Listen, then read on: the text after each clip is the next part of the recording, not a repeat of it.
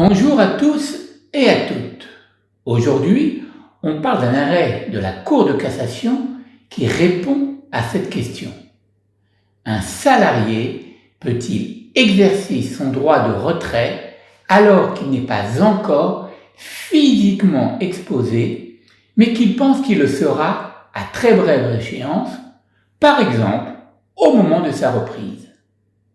Autrement dit, le droit de retrait peut-il être anticipé quand le danger est proche et certain? Oui, répond la Cour de cassation. L'imminence peut viser un horizon proche et certain, pas uniquement l'instant T. Analysons cela d'un peu plus près. Dans cette affaire, un salarié en arrêt maladie annonçait par écrit le 21 décembre qu'il exercera son droit de retrait à compter du 2 janvier, date prévue de sa reprise, en raison de risques qu'il considère sérieux au regard de ses conditions de travail. La Cour d'appel rejette sa demande. Pour elle, un droit de retrait à venir ne caractérise pas l'imminence du danger. En substance, tant que le salarié n'est pas déjà dans la situation, pas de danger imminent. La Cour de cassation recadre. Les juges du fond auraient dû vérifier si, au 21 décembre, le salarié avait un motif raisonnable de penser que le 2 janvier, à sa reprise, sa situation présenterait un danger grave et imminent. La haute juridiction ne dit pas que le droit de retrait était forcément légitime ici.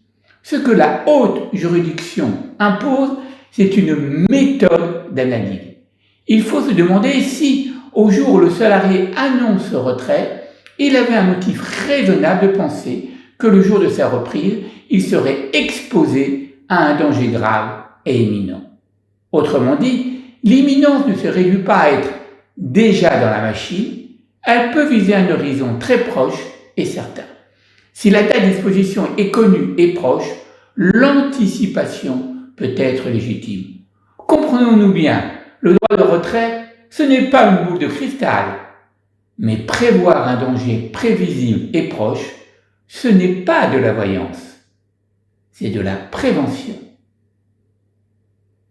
La Cour ne consacre pas un droit de retrait de confort. Elle rappelle simplement que l'on apprécie la situation au moment de l'alerte en tenant compte de l'exposition imminente annoncée. Si le danger est crédible, grave et que l'exposition est proche et certaine, l'employeur doit agir avant la date d'exposition.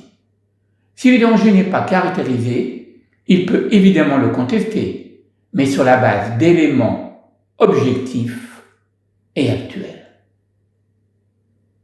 Pour l'employeur, cela signifie accuser réception immédiatement d'un signalement droit de retrait, évaluer sans délai, visite des lieux, vérification technique, échange avec le salarié, traçabilité. Apprécier le motif raisonnable dans le temps. Si la reprise est dans 10 jours, le risque sera-t-il présent à la reprise? Prendre les mesures correctives. Si le risque est plausible et proche, corriger avant la date d'exposition. Aménagement, EPI, organisation. Pas de sanction ni retenue si le retrait est légitime. Et on n'exige pas la reprise tant que le jet perdure. Oui, même si le planning est chargé. Pour les représentants du personnel et les salariés, cela signifie alerter tôt et clairement, un écrit des faits précis et la date d'exposition annoncée, décrire le danger, pourquoi est-il grave, en quoi sera-t-il imminent à la reprise, coopérer aux vérifications. L'objectif n'est pas d'avoir raison, mais d'éviter l'accident. Privilégier la prévention. Le droit de retrait n'est pas un joker, c'est un outil de sécurité. En résumé, l'imminence peut viser une reprise proche et certaine. On n'attend pas que le risque se réalise pour agir. On évalue le motif raisonnable au jour de l'annonce en tenant compte de l'exposition à venir. Besoin de décryptage d'un autre arrêt récent? Dites-moi en commentaire quel sujet vous voulez voir traité. Et abonnez-vous à Grenelle, la chaîne du dialogue social. Merci et à bientôt.